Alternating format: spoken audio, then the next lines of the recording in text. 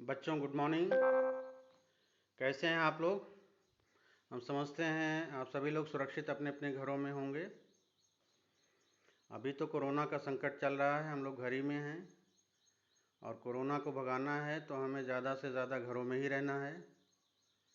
जितना ज़्यादा हम लोग घरों में रहेंगे अब सुरक्षित रहेंगे और जल्द से जल्द हम लोग कोरोना को भगा सकेंगे। आज की परिस्थिति ऐसी है कि हम लोग विद्यालय नहीं जा रहे हैं, हम लोगों का मिलना जुलना नहीं हो रहा है, इसलिए हम लोगों का पढ़ाई लिखाई भी प्रभावित है। इस स्थिति में हम लोगों ने, विभाग ने, शासन प्रशासन ने ऑनलाइन क्लासेस की व्यवस्था की है। पिछले 10-15 दिनों से तमाम सारे विषयों के शिक्षण सामग्री आप तक पहुँचे हैं, आप लोग अध्ययन कर रहे हैं, सीख रहे हैं। इसी क्रम में हम आज इतिहास विषय का अध्ययन करेंगे। कक्षा 8 के बच्चों के लिए क्लास है। कक्षा 8 के इतिहास विषय का पहला अध्याय यूरोपीय शक्तियों का भारत में आगमन, इस पाठ का हम लोग अध्ययन करेंगे आज। क्योंकि पाठ बड़ा है इसलिए 2-3 टुकड़ों में बांटकर इसको हम पढ़ेंगे, थोड़ा थोड़ा करके। इसके अलावा हम कहना चाहेंगे कि विषय से संबंधित कोई भी आपके संदेह हो, कोई भी उत्सुकता हो तो आप लोग इसी व्हाट्सएप ग्रुप के माध्यम से अथवा मोबाइल फ़ोन करके आप लोग अपने संदेह को, अपनी उत्सुकता को दूर कर सकते हैं। तो चलें हम लोग आगे चलते हैं पाठ की तरफ। यूरोपीय शक्तियों का भारत में आगमन, ये पाठ का नाम है। इसमें आज हम लोग 2 टॉपिक पे बात करेंगे, एक तो व्यापारिक मार्ग और दूसरा समुद्री मार्ग की खोज। इन 2 बिंदुओं पे हम लोग चर्चा करेंगे आज के दिन। सबसे पहले तो हम लोग ये जान लें कि यूरोपीय शक्तियाँ क्या हैं। यूरोप, जैसा कि आप लोग जानते होंगे, दुनिया में कुल 7 महाद्वीप हैं, जिसमें सबसे बड़ा महाद्वीप आपका एशिया महाद्वीप है। भारत भी, हमारा देश जो है वो एशिया महाद्वीप में है। और घटते क्रम में हम लोग चलें तो छठे नंबर पे आता है आपका यूरोप महाद्वीप। तो यूरोप एक महाद्वीप है।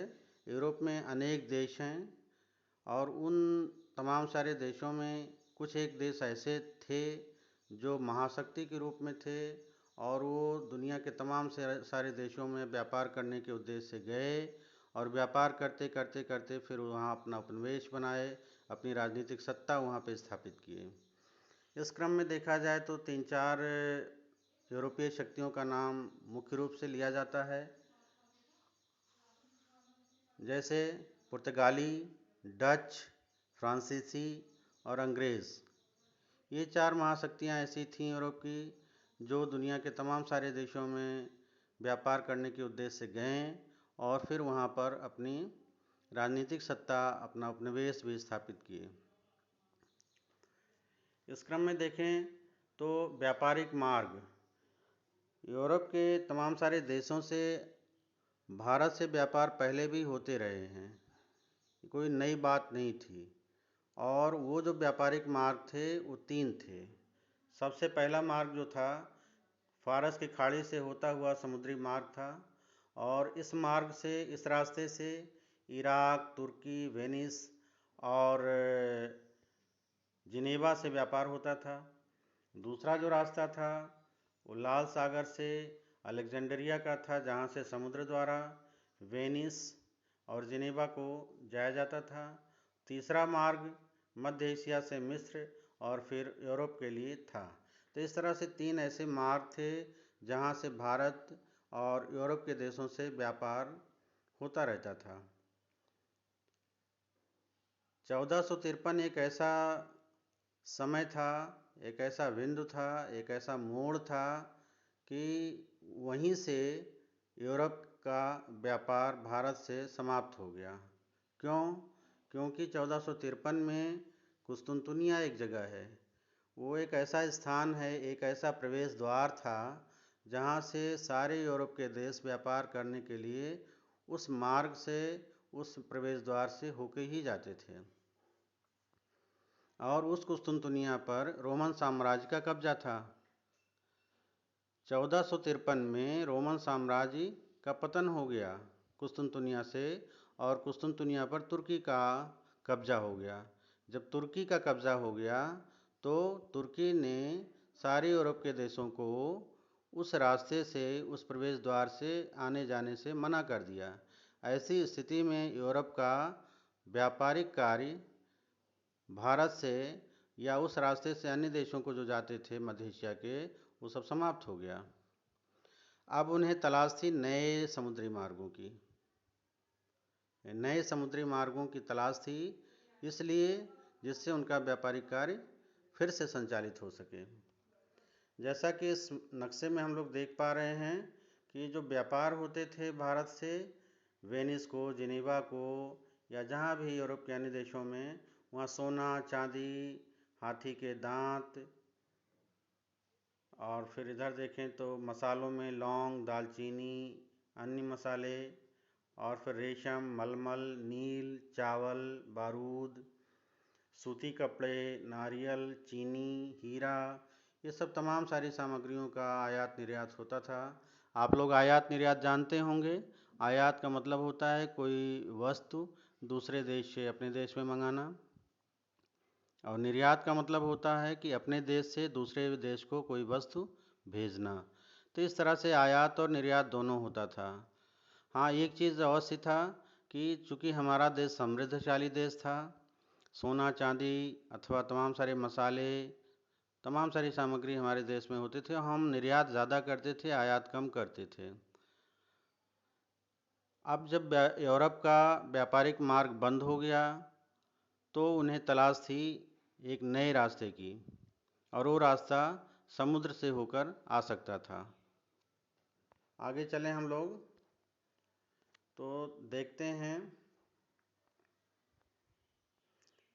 कि 1453 के बाद यूरोप के तमाम, स्पेन है, आपका पुर्तगाल है, इंग्लैंड है, तमाम सारे देश के जो नाविक थे, नाविक मतलब जो समुद्र में यात्रा करने वाले लोग, उनको नाविक कहते हैं, नाव चलाने वालों को नाविक कहते हैं। तो कुछ नाविकों ने अपने अपने देश के शासन प्रशासन को, राजा रानी को ये कह कर के प्रोत्साहन दिए, लालच दिए कि हम लोगों को समुद्री यात्रा करने का आदेश दिया जाए, अनुमति दिया जाए और आर्थिक मदद किया जाए, तो हम लोग तमाम सारे देशों के लिए समुद्री मार्ग की खोज करेंगे, और समुद्री मार्ग की जब खोज हो जाएगी तो फिर उस रास्ते से हम अपना व्यापार पुनः प्रारंभ कर पाएंगे। इस क्रम में स्पेन के सबसे पहले देखा जाए तो स्पेन के राजा रानी थे, उन्होंने वहाँ के एक नाविक जिसका नाम कोलंबस था, कोलंबस को उन्होंने अनुमति दिया और आर्थिक मदद भी दिया कि आप जाओ और भारत की खोज करो। भारत की खोज करने के उद्देश्य से कोलंबस चला। भारत तो नहीं मिल पाया, लेकिन वो अमेरिका पहुँच गया। तो इस तरह से कोलंबस ने अमेरिका की खोज कर लिया समुद्री रास्ते से। इसी क्रम में पुर्तगाल का एक निवासी वास्को डी गामा ने अपने देश के राजा से कहा कि हम भारत की खोज के लिए जाएंगे समुद्री रास्ते से, और मुझे अनुमति दी जाए और उसके लिए जो आर्थिक व्यय हो वो खर्च भी दिया जाए। तो पुर्तगाल के राजा ने उन्हें अनुमति दिया और वास्को डी गामा समुद्री मार्ग के रास्ते भारत की खोज के लिए निकला। जैसा कि ये नक्शा हम लोग पहले देख रहे थे, इस मैप में यहाँ पे ये देखिए, यहाँ वेनिस, यहाँ पुर्तगाल है, जिनेवा, वेनिस, यहाँ पुर्तगाल देश है। पुर्तगाल से दक्षिण अफ्रीका के किनारे किनारे डॉटेड लाइन जो हैं, ये डॉट डॉट लाइन जो देख रहे हैं, दक्षिण अफ्रीका के किनारे किनारे होते हुए फिर इसके दक्षिण से होते हुए, और ये फिर यहाँ पे हिंद महासागर होते और भारत के दक्षिणी छोर कालीकट में जाकर के वास्को डी गामा 1498 ईस्वी में पहुँच गया। इस तरह से वास्को डी गामा ने समुद्री रास्ते से भारत की खोज किया, एक नए मार्ग की खोज किया। भारत की खोज कहा जाता किसने किया, तो भारत की खोज वास्को डी गामा ने किया। हालांकि भारत ऐसा कोई गायब हुआ देश नहीं था, दुनिया के सारे देश पहले से ही जानते थे भारत के विषय में। जैसा कि पहले भी हम लोग बात कर लिए हैं कि व्यापारिक मार्ग थे, तीन तीन व्यापारिक मार्गों के माध्यम से भारत से यूरोप को व्यापार हुआ करते थे। तो भारत कोई नई चीज़ नहीं थी, लेकिन जो खोज की बात है वो नए नए समुद्री मार्ग की खोज हुआ या नए समुद्री मार्ग से भारत की खोज हुआ। इसलिए माना जाता है कि 1498 में भारत की खोज वास्को डी गामा ने किया। चलिए आगे चलते हैं। अब इन समुद्री मार्गों की जो खोज हो रही थी, उस खोज के पीछे राजा, हर देश के जो राजा थे, यूरोप के तमाम सारे देश के राजा थे, जो शासक थे, उन लोगों ने जो मदद किया नाविकों की खोज के लिए, जो उन्हें अनुमति दिया और आर्थिक मदद भी दिया, उसके पीछे देखा जाए तो उन नाविकों ने अपने शासकों को 3 तरह का प्रोत्साहन या 3 तरह की लालच दिया था: धन, धर्म और ध्वजा। धन, चूँकि व्यापारिक मार्ग बंद हो गए थे, कुस्तुनतुनिया जो प्रवेश द्वार था व्यापार का यूरोप और भारत के मध्य, वो कुस्तुनतुनिया पे तुर्की का कब्जा हो जाने से वहाँ से व्यापारिक क्रियाकलाप बंद हो गए थे। ऐसी स्थिति में धन की कमी हो गई थी, यूरोप में धन का अभाव होने लगा था क्योंकि व्यापार प्रभावित हुआ था, तो उन्हें धन की आवश्यकता थी, धन का लालच दिया गया। धर्म, धर्म के दृष्टिकोण से देखा जाए तो रोमन साम्राज्य, जो कि कुस्तुनतुनिया को केंद्र बनाते हुए एक बड़ा रोमन साम्राज्य था ईसाई धर्म का, वो कुस्तुनतुनिया का पतन हो चुका था, रोमन साम्राज्य का पतन हो चुका था। ऐसी स्थिति में उन लोगों का मानना था कि हमारा ईसाई धर्म संकुचित न हो जाए, तो वो भी एक प्रोत्साहन उनको मिला कि उनके धर्म का भी फैलाव होगा, उनके धर्म का भी विस्तार होगा। और तीसरी चीज़ है ध्वज। ध्वज का मतलब उनकी पताका, उनके पावर का विस्तार। यदि तमाम सारे देशों में व्यापार बढ़ेगा, व्यापार करते करते धीरे धीरे उनका उपनिवेश बनेगा और उपनिवेश के बाद फिर वो एक राजनीतिक सत्ता वहाँ हथिया पाएंगे, तो एक तरह से उनका ध्वजा भी वहाँ फहराएगा।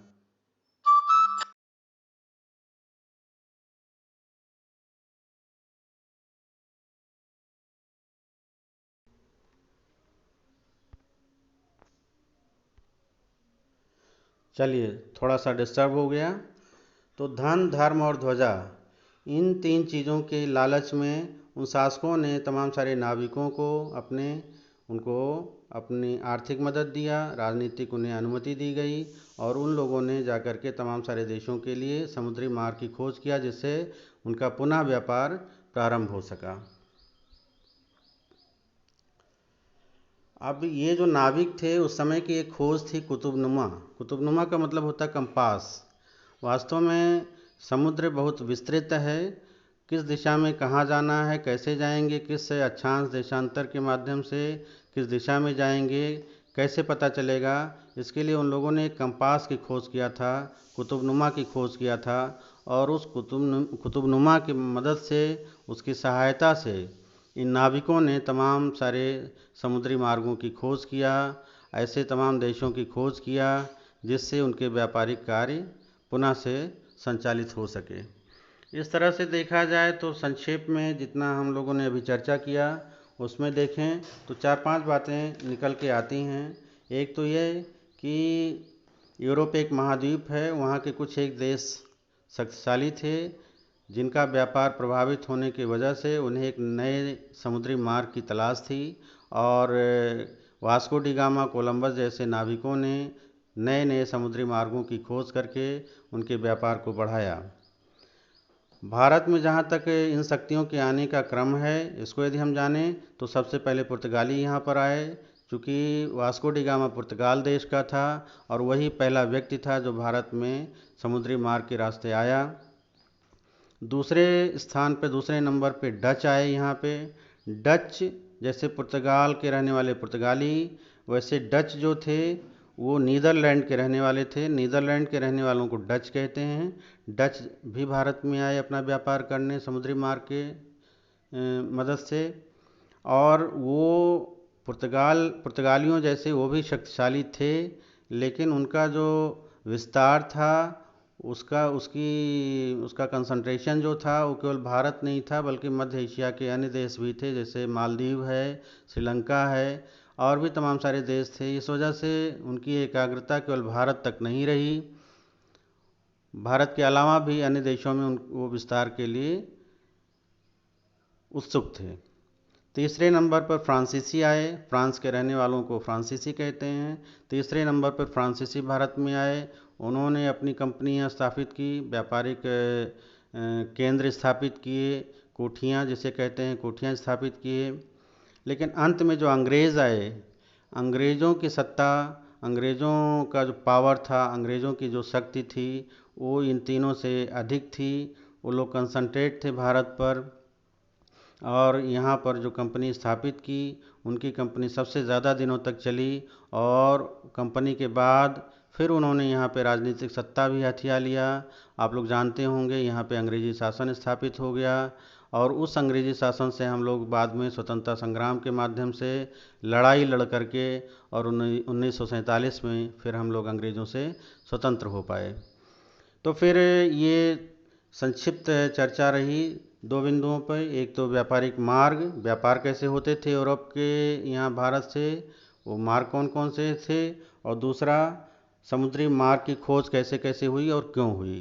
तो ये दो बिंदुओं पे आज हम लोग चर्चा किए हैं। अगले अगले दिन हम लोग इसके आगे बढ़ेंगे।